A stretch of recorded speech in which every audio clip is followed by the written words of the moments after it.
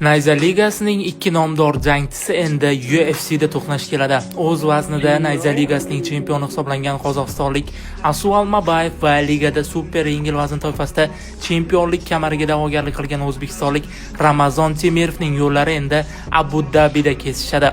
Ikki nomdor jangchi o'z vaqtida Nayza Ligasida to'qnash kelishi kerak edi, biroq ma'lum sabablarga ko'ra jang o'tkazilmadi. Endi azaliy raqiblar UFC'da ro'baro keladi va bu jang tashkilotda super yengil vazn toifasining bo'lajak yulduzini aniqlab beradi. 31 yoshli Almabayev UFC'da 4 ta g'alaba qayd etgan. 28 yoshli Temirov esa tashkilotda 2 ta g'alabani rasmiylashtirdi va Temirov o'z vaznida UFC kamarining bo'lajak egasi deya taxmin qilindi. Biroq kamarga yaqinlashishdan oldin Temirov azaliy raqibining to'sig'idan o'tishi kerak. Xullas 26-iyul Birlashgan Arab Amirliklari Abu Dabi olovli UFC kechasida bizni qonli jang kutmoqda.